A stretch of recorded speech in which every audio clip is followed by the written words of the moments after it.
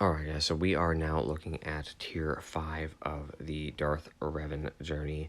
This is where most people get stuck, so it's important to look at kill order and understanding kits here based upon some mechanics that are in there. The first challenge is getting to the final wave, and then the second challenge is really that final wave.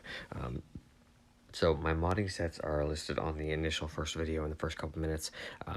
So if you're concerned about your modding sets, definitely take a look at that first. But otherwise, we're going to go ahead and jump into this and look more at the kill orders.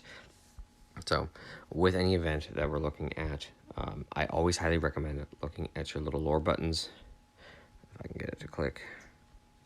This doesn't want to work. So not that this necessarily does anything at the moment, but these do give you tips and tricks about the individuals that you're facing, especially if there's a boss of some sort. It'll tell you how their mechanics work, how their kit works, what is exactly going on behind the scenes that maybe you don't realize. So I'm going to go ahead and switch my efforts here to Sith Assassin.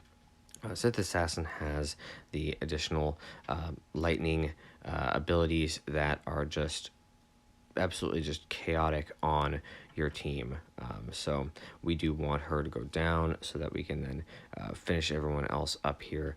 And however, I do want to save some of my special abilities necessarily for the end. They are no good if you are dead. So you want to make sure that you are killing everything as fast as you can, essentially, to actually make it there to that end, because you have a little more flexibility once you get there, but you have to get there with all of your tunes. So I personally have issues with the droids. I find that the droids can end up becoming a greater problem with some of their random larger hits. So I do like to get the droids out of the way as fast as I possibly can.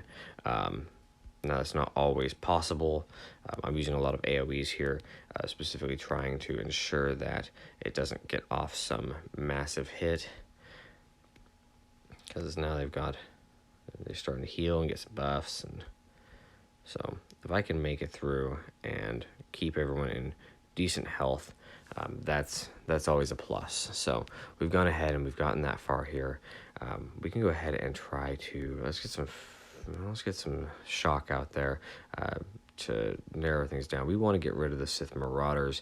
They are the main damage dealer. So see right there, we actually shocked everyone to begin with. And what I did there was I used Nastilla's Wild Lightning, which locks onto any unit with shock. So not only is that important here, but also important in other game modes. So if you're looking for a 1-2 combo, you can really get off your shock with Drevan, and then just add insult to injury to your enemy with Nastilla's extra hit there. And that way we've actually made it into tier 4 with full health on all of our units. So a lot of people don't actually read the extra bits here. They just start going after enemies and they kill everything here, or they just go after the boss. So that's just not going to be the case. You've got the 30 crucible down here. You don't even have to worry about overload by the time that we're set, which has the offense speed. You don't want them to become enraged, essentially. You've got your Mega Blaster Barrage, which deals damage equal to 80% of the target's max health and inflict death mark. That sucks. We really want to try to avoid that. But if we're going to have somebody, we want Jahani to taunt for that. You get your basic damage. The other thing here on our main turret is, if we click the lore bubble here, this is where people fail. The droid will occasionally scan for its allies. For each one active, Assault Droid MK1 will gain bonus protection. If no allies are found, the cooldown of overload will be reduced to 0. This boss cannot be inflicted with ability, block, fear, or stun, or have its cooldowns increased. So you don't want all the droids to die. You want some of them to die, but you don't want all of them to die. So we want to try to get some of these guys out of here as quickly as possible, so that if he does do his random scan, he's not getting as much right off the bat. So we want to just start taking out the droids as fast as we can here. So let's see, we've got one there. Let's go ahead and get some fear out there on him. See, he died on his own. Let's go out some extra debuffs and some damage over times.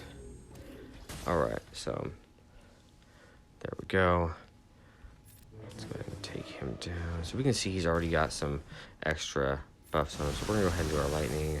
That should be enough to take out the other droid. But just in case our guy scans, we don't want to have a problem. So there we go. Now we're at the point where he's going to start looking for that enemy to do the 80% damage to. If we can get Juhani to taunt before that can occur, that is your ideal move. It doesn't appear that we're going to be able to do this, though. So we are going to want to... So we got Death Mark now on the field. So we want to get our droid down as fast as possible. But now he has no additional buffs, nothing else that he's getting. Okay, so he got the one from the one droid, but he doesn't get the 3 or 4 that you get a lot. And see, she went down, but right there, he went down pretty easily. And I still remember she was my one that was the higher gear level.